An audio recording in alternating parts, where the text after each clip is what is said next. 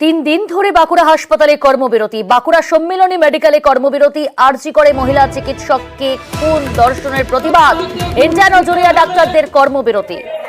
প্রিয়ব্রত রয়েছে। প্রিয়ব্রত, কর্মবিরতি নিয়ে বর্তমানে সেখানকার ডাক্তারি পড়ুয়াদের কি অবস্থা?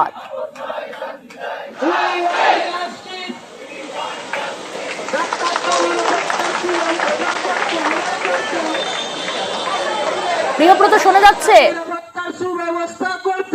গত 3 দিন ধরে বাঁকুড়া সম্মিলনী মেডিকেল কলেজ, সেখানে কর্মবিরতি। আমি আবারও যাব, আমার সঙ্গে রয়েছে প্রিয়ব্রত। প্রিয়ব্রত, ইন্টার্ন, পিজিটি এবং জুনিয়র ডাক্তারদের কি বর্তমান অবস্থান কর্মবিরতি নিয়ে? একেবারে তুমি যেন বলছো প্রিয়াঙ্কা, 4 দিন ধরে কিন্তু 3 দিনের পড়লো আজকে এই কর্মবিরতি, এবং এই কর্মবিরতিতে রয়েছে প্রায় 650 জন এই ইন্টার্ন সহ জুনিয়র ডাক্তার।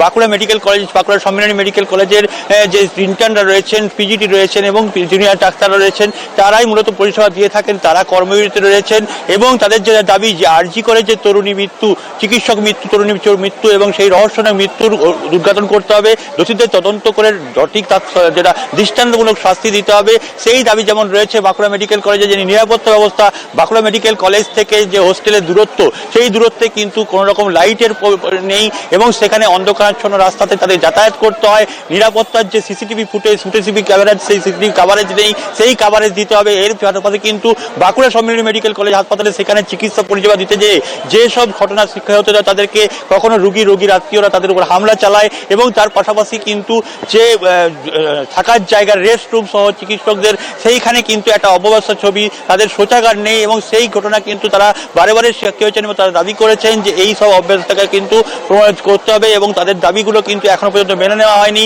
তারা সেই জন্যই কিন্তু অবস্থান বিক্ষোভের পাশাপাশি কিন্তু কর্মবিরতি চালিয়ে যাচ্ছে। প্রিয়াঙ্কা, বেশ। হোস্টেল বা বাড়ি থেকে আসার সময় কোনো নিরাপত্তা নেই আমাদের। আর তাছাড়া আরজি করে দিদির প্রতি যেরকম অন্যায় হয়েছে, সেটা আমাদের বিচার চাই। বাঁকুড়া মেডিকেল কলেজের সিসিটিভি আরো বেশি বাড়ানো হোক, তাছাড়া পুলিশ থাকুক, যাতে মেয়েদের সেফটি থাকে, এগুলো আমরা চাই। বাঁকুড়ার পাশাপাশি নজর রাখি এবার মুর্শিদাবাদে, কেন জেলায় জেলায় সরকারি হাসপাতালে কিন্তু কর্মবিরতি। আরজি করে ডাক্তারি পড়ুয়াকে খুন করে ধর্ষণ, তার প্রতিবাদে মুর্শিদাবাদ মেডিকেলেও কিন্তু কর্মবিরতি। মেডিকেলে জুনিয়র ডাক্তারদের কর্মবিরতি। প্রণব রয়েছে। প্রণব, মুর্শিদাবাদ মেডিকেল কলেজ, সেখানেও কর্মবিরতি চলছে। কর্মবিরতি নিয়ে বর্তমানে কি অবস্থান সেখানকার ডাক্তার পড়ুয়াদের?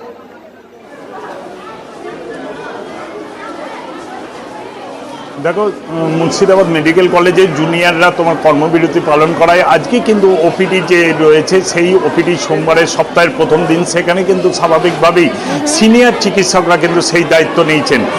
তোমার জুনিয়র চিকিৎসকরা এবং ইন্টার্ন বা পিজিটি যে সমস্ত চিকিৎসক, তারা কিন্তু কর্মবিরতি পালন করায়। যে সমস্ত সিনিয়র চিকিৎসকরা রয়েছেন, সেই সমস্ত চিকিৎসকরা কিন্তু এই ওপিডি চালানোর সিদ্ধান্ত নেন। এবং অর্থোপেডিক্স ডিপার্টমেন্টে মুর্শিদাবাদ মেডিকেল কলেজে প্রতিদিন ওপিডি সেকশনে প্রায় 6 থেকে 6,500 রোগী আসে ডাক্তার দেখাতে, এবং কেবলমাত্র অর্থোপেডিক্স ডিপার্টমেন্টেই তোমার 700 থেকে 750 রোগী দেখেন। কিন্তু সিনিয়র যে সমস্ত চিকিৎসক রয়েছেন, তারা 2 জন করে বসেছেন এবং তারা কিন্তু রোগী দেখার সিদ্ধান্ত নেন এবং তারা কিন্তু যথারীতি রোগী দেখতে শুরু করেছেন। যথারীতি তোমার গাইনিক ডিপার্টমেন্টে, সেখানেও কিন্তু সিনিয়র চিকিৎসকরা কিন্তু সেই দায়িত্ব সামলাচ্ছেন। যদিও তার প্রভাব কিছুটা পড়বে আর কি, যেহেতু জুনিয়র চিকিৎসকরা কর্মবিরতি পালন করায়, কারণ তারাই কিন্তু বেশিরভাগ দায়িত্বটা সামলাতো। কিন্তু তারপর সেই কারণে তারা যেহেতু নেই, এবং শুধু তাই নয়, পিজিটি ডিপার্টমেন্টেরও যে সমস্ত ছাত্ররা, স্টুডেন্টরা ছিল, তারাও কিন্তু এই ওপিডি সেকশনটা সামলাতো। তারাও কিন্তু কর্মবিরতি পালন করায় সিনিয়র চিকিৎসকরা কিন্তু সেই দায়িত্ব সামলাচ্ছেন। এবং এই মুর্শিদাবাদ মেডিকেল কলেজে শুধুমাত্র মুর্শিদাবাদের নয়, বীরভূমে এবং তোমার নদিয়া থেকেও কিন্তু প্রচুর রোগী আসে এবং প্রতিদিন প্রায় 6 থেকে 6,500 বিভিন্ন ওয়ার্ডের রোগীরা কিন্তু আসেন। এবং স্বাভাবিকভাবেই যেহেতু সপ্তাহের আজকে প্রথম দিন, সেই কারণে কিন্তু রোগীর চাপ রয়েছে। যদিও তোমার 9:30 থেকে 10টার মধ্যে সিনিয়র চিকিৎসকরা নিজে নিজে তোমার ওপিডির যে সেকশন রয়েছেন, সেখানে চলে এসেছেন এবং সেখানে কিন্তু তারা রোগী দেখছেন। এবং হাসপাতাল কর্তৃপক্ষ জানিয়েছেন যে অন্য ডিপার্টমেন্টের যে সমস্ত চিকিৎসকরা রয়েছেন, তাদেরকেও নিয়ে এসে তোমার এই ওপিডিতে বসানো হচ্ছে এবং সেই যে রোগীরা যাতে হয়রানি না হয়, সেই সামলানোর চেষ্টা করা হচ্ছে।